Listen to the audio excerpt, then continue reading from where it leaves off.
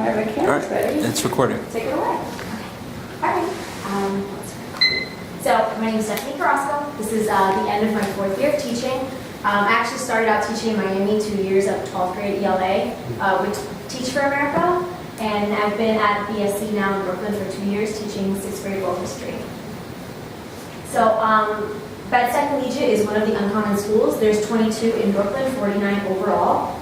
There are, our school was founded in 2008. We serve grades 5 through 8, and last year there was an enrollment of 333 students. We have a very diverse racial and ethnic background represented at our school, which is actually really exciting and very rewarding. I teach 6th grade world history, 85 scholars in 3 classes. They're divided between Gen Ed, SETS, and ICT, and I chose to track Andrews. They are the Gen Ed group. The reason I chose Andrews is because I wanted to kind of just see how they grew like independent of other support, just like based on my work with them. There are 25 scholars, one of them's here right now. 11 girls, 14 boys, and this is also my homeroom partner. So we tracked our standard mastery for history. There were 19 prioritized standards from uncommon, 18 were content related, 1 was skill. The achievement floor was 70% average, ambitious goal was 80%, and Andrews actually reached 81.84%, which is really exciting. So we'll take a look at some of their data right now. I also wanted to add that there are no IEPs in that class, just 2 504s and 1 yellow. So here are the 19 standards. They met the ambitious goal for 16 of them. They met the achievement floor for 2, and were short of meeting the floor for just 1, and it was by about 15%. And that one was on components of a civilization, which is something that was pretty consistent, but was difficult for them to grapple with throughout the year.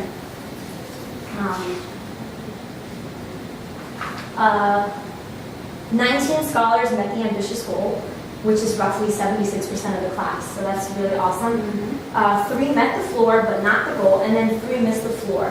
1 missed it by 3%, and that's our ELL scholar. Another missed it just by 7, and we had been retained before. And the other student who missed it was by about 15%, and she actually was chronically absent and tardy, and I teach first period, so if you're tardy, like, you're really missing like my entire class at that point. Just to give you some context. Here are their score distributions. So I think, like I said before, 6 scholars achieved 19% or better, 90% or better, so they blew the floor and ambitious goal out of the water. I'm really, really proud of this homeroom. The last thing I wanted to point out is that they also had the highest grades in the district overall. So I jotted down some notes. They had their highest mastery, beating the network by 32% on IA2, which is crazy because that's December and it's like the dark days of winter.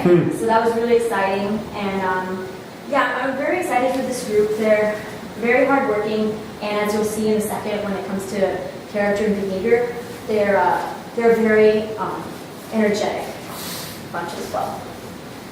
So with Andrews, our homeroom motto was grow, learn, and progress, which is tied directly to our value of grit. So during our first week of school, we established grit goals that we pasted in the back of the class. I can attribute the growth that they made, not just academically, but in their character trait, to the amount of tracking and accountability we had. I'm very transparent, always have been with students about academic tracking. So we had our goals that we set up as a group on the board, and it was always available to them, and we referred to it often during class. We even did like analysis when we broke down IA scores, and also compared it to like our behavior, looking at demerit ratio and also class rubric scores. So it was something that was like ongoing and active in class all the time. So it wasn't just conversations. We also did mini lessons. So we talked about historical figures like Malala. We looked at the election and talked about how different figures showed grit. Homeroom heart to hearts, we did the goal setting, and then this part is not just me. This is something that all the teachers contributed to, but we did behavioral tracking. So like goals that kids set every period of the day and how they would do. So it was very tangible for them, and something that also contributed to the growth that they made here. One of my big takeaways when it came to character growth is that some of the scholars could be very self-critical. So that's why you'll see here. Sometimes there was like a disparity between like what I would score them and not. Although for indicator 2 and 3, which are try very hard even after experiencing failure and work independently with focus, I'm really proud of how their assessment of themselves was like pretty similar to my own of them. So I think that has a lot to do with the investment that they had in the class, in our goals as well. I think another reason why they grew so much on the independent work is because I set a tone in the class when we would get to IP. I would dim the lights, put some soothing music in the background, and it very much calmed them. And like I said, this is a group that, as academically excelling as they were, they also tended to have like the most students in detention at times. So it was like a balance game that I had to play with them. Ready for the portfolio part? Yes, please. Let's start with SGA-210. So one of the modules that most impacted my teaching was definitely culturally responsive teaching. So we know that this is when you're valuing the students, what they're bringing in. So building off their prior knowledge, in this case it's cultural, and making connections between what they know and what needs to be taught. I think in history this was a great one for me to work on because I can make things very tangible based on what was going on in the news, although it can be very tricky when we were talking about ancient people in Egypt and Mesopotamia. But I always found ways to tie it back to like the demographic in my classroom. One of my favorite lessons that I conducted with them was on Malala, which was great because it tied with grit and how she persevered, and it also had to do with the identity of my students because I had Muslim students that were sitting in my classroom, and they would talk about getting stereotyped and like, what's ISIS? Why are people calling them a terrorist? And so it was very like eye-opening for a lot of people because you also had the assumption that all Muslims were the same. So in the same room, you had kids who like kind of believed different things, kind of didn't. So it was very beneficial to them. The benefit, I think, overall of this module was that it created validity. It was very affirming for the students, and it built bridges. So I'm really proud of the work that came out of this module. Thank you. And next we'll hear about TC-221, implementing rigorous instruction. That's actually one of my favorite modules. So TC-221, having taught middle school for 2 years, I cannot agree more. Oops. 1 second. I think I'm on my wrong note. There we go. Having taught middle school for 2 years, I couldn't agree more with the idea that we need to like talk about rigor at a very young age. And although data says that it means different things and looks differently, I think the most important part we should focus on is pushing the student thinking. As teachers, especially a history teacher, I could stand up there and talk all day, but I have to stop. So ratio, take a stand, and stretch it. They were really helpful, and I implemented them the most in the opening procedures during the do now when we would spiral material, which kept it alive, especially since our unit didn't actually since the standards didn't spiral through all the IAs. I still needed for the information to be relevant to them, so kept it alive through do nows, map minutes, and explores, which are the hook of the class. So as you probably saw on the portfolio video, it was a great way to like keep the urgency and accountability alive in the classroom, and it created joy. There's I think a really funny part where I was doing a cold call, and I said something like, "Which scholar am I coming to now?" And cold calls can be intimidating, but I also like made it like very funny. And even though some scholars get those cold call questions right, because we have a positive class culture, I can use ratio and stretch it to like get somebody else to build off their answer and just keep the momentum and pace alive. And it also allows me to collect data in the moment as well and be able to respond to it in the moment and not have to wait till the exit ticket at the end. Okay, so my first one is that curriculum development is what I actually truly love. I'm like a gigantic nerd. So it's what drove me to teach history. I was really excited about the unit planning module, and I'm happy to say that this year I was selected to be the LLP for 6th grade in Uncommon. This time it's not regional, it's for the whole network. So I've been hard at work at that. I love writing and creating the DDQs. I think it's really important for us to align the 6th grade world history curriculum with the AP test. So it sounds like it's worlds away for students, but we need to get them there, and we have enough challenges that we need to make it like easy, not easy, but we need to create a pathway for it to be possible. I also love integrating literacy practices.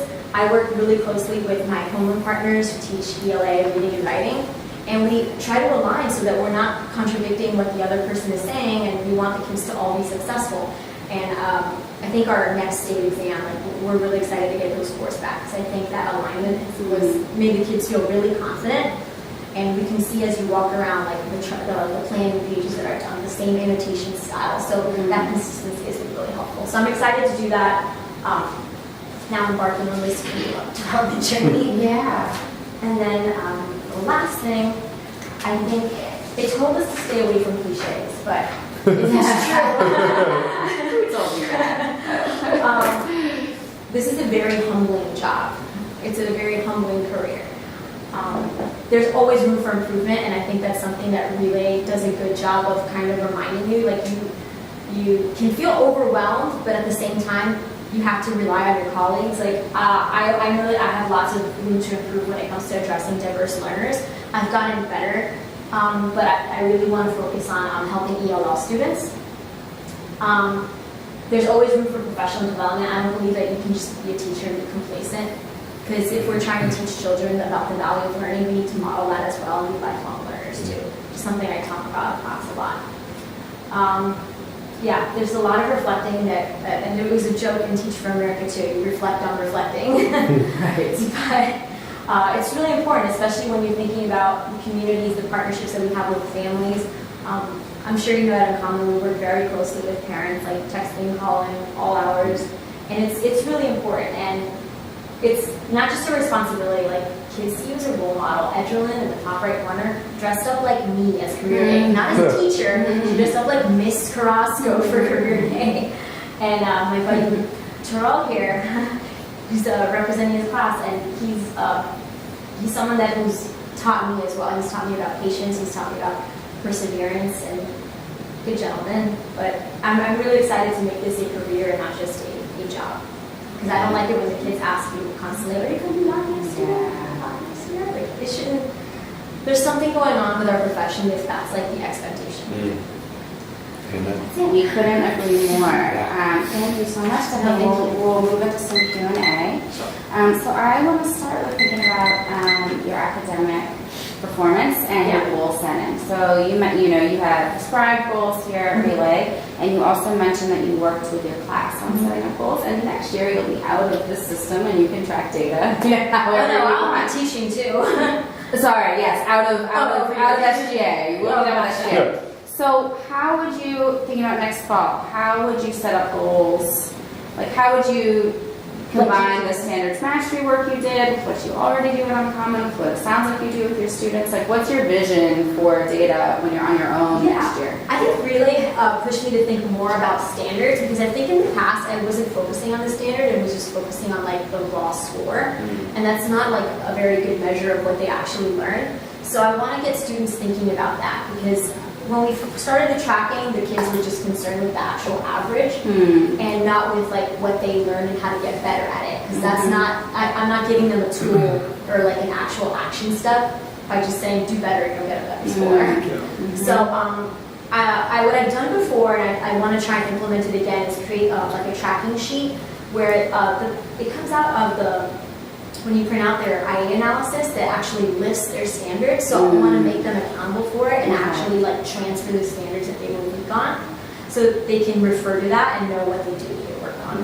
Great. And what goal would you set if the choice was yours for your achievement floor and your ambitious goal next year, knowing the results you achieved this year? I probably set the floor at about 75. Okay. Just move that up a little bit, and ambitious probably at like 85 as well. Yeah. I don't know that I'll get a class like Andrews again. But now you know that it exists. Yeah, it right? exists. Yeah. Okay, great. I'll pass over to Nathan. You had some really high achievers, so I'm wondering, like, what would you do, or what are you thinking about moving forward? We're talking about like moving the floor, moving your goal. What are you going to do to really differentiate? I think the high achievers are people we don't think about as much for differentiation. Like what's going through your mind looking into next year? Yeah, there were times where I would speak to some of them and just ask them like, what do you want to do? Like, what do you think we should do in class right now? And I would get answers like, Ms. Carrasco, let's have another debate. Yeah, I'm game. Let's do a debate. There's rigor. You have to use your background. Like, it hits all of the academic checkpoints. It's not like they were trying to get out of class. They were actually asking for legitimate tasks that challenge them. So I want to think more about the other module, SS-216 on like authentic history instruction, because that's also what like made me want to be a teacher. The teachers that I had that made it real for them. So just want to get that back too. Great. I have a question also about your reflections on your character data. So it looks like indicator 1, I'm sorry, I don't know the order The one of that was indicators, but the student perception was quite a bit lower, is that right? Is that On the on the the growth. growth right here. Okay, so the students actually felt higher than you Yeah. saw them. So what are you thinking in terms of like how did you talk to students about that difference, Yeah, or what so are you thinking makes This sense? indicator is finishes whatever he or she begins. So I think what I'm trying to wrap my head around is maybe they're thinking of one part of the class and I'm focusing on another. So I might be focusing just on the IP and exit ticket, and that's the part that they're not completing. Yeah. And in their head, they're kind of like, oh, we did all the questions in the do now. We did Yeah. all, like the whole build up and the guided practice, which that, let's face it, that's the part that I'm kind of like guiding you on. Where when I'm really assessing, I want to know like, are you finishing the work that I'm giving you that's challenging, and are you doing that on your own? So I've talked with colleagues about implementing an independent work tracker. Okay. And I think that would also be helpful for the kids who, just generally speaking, did tend to score themselves lower anyway. Yeah. Probably good for sort of promoting the right self-perception, whether it's too high or too low. We want to give them some like data evidence as to what. And if independent work is the thing you want to stress or push the most, and that makes a lot of sense. Yeah. What unit do you think your kids liked most this year, and why? The big money is always on Greek, but when we get to Greek mythology, that's what they live for. Percy Jackson. Right? She knows her students? Okay, great. Why do they love that so much? Because I think they have background, because a Yeah. lot of ancient Eastern history, this is Yeah. the first time they're hearing. It's all brand new. It's it's an inundation of information. Yeah. But once we hit Greek mythology, they're like, I know what this is. Yeah, I know. So they're automatically invested. I don't have to like buy them into it as much. Yeah. And I mean, what's more fun than mythical? Oh my God. Nothing. The real fun part is when they compare to the real myth, not the Disney movies. They're like horrified. Did you know that Hercules and Zeus? Yeah, right. Do you have a question for your teacher since you're here at Circuit? My teachers? You can ask her anything you want. No? All right, you satisfied. Well done, right here. You're the friends this whole time. We're satisfied too. Yeah. Congratulations. Yeah. Excellent.